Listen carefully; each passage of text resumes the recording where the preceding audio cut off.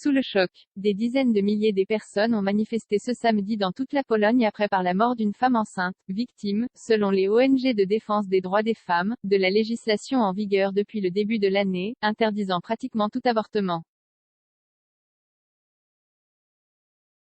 Pas une de plus, ont scandé les milliers de manifestants à Varsovie qui se sont réunis devant le siège du tribunal avant de se rendre devant le ministère de la Santé. Je suis ici pour que la vie d'aucune femme ne soit plus en danger.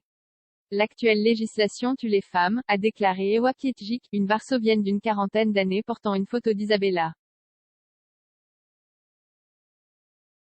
Des manifestations semblables se sont déroulées dans environ 70 autres villes polonaises.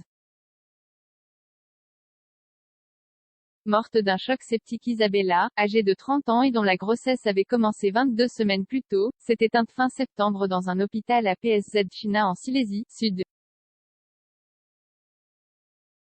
Les médecins ont attendu la mort du fœtus. Le fœtus est mort. La patiente est morte. Choc septique, a écrit Jolanta Budzowska, l'avocate de la famille, dans un tweet.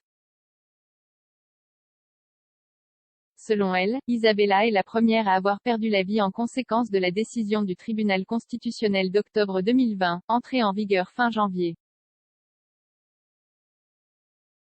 Le tribunal, soutenu par le gouvernement nationaliste de droit et justice, PI, a alors proscrit l'interruption volontaire de grossesse en cas de malformation grave du fœtus, ce qui a abouti à l'interdiction de toute IVG sauf en cas de viol ou d'inceste ou lorsque la vie de la mère est en danger. Une enquête ouverte selon une déclaration de la famille de la victime, les médecins de l'hôpital de PSZczyna ont adopté une attitude attentiste, ce qu'Isabella a interprété comme une volonté de ces derniers de ne pas avoir à procéder à un avortement.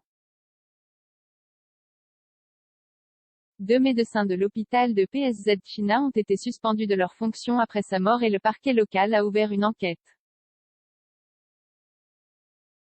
L'enfant pèse 485 grammes. Pour l'instant, grâce à la loi sur l'avortement, je dois rester couché. Et il n'y a rien qu'ils puissent faire. Ils attendront qu'il meure ou jusqu'à ce que quelque chose commence. Sinon, je peux, génial, m'attendre à une septicémie, a écrit Isabella à sa mère dans un de ses SMS rendus publics.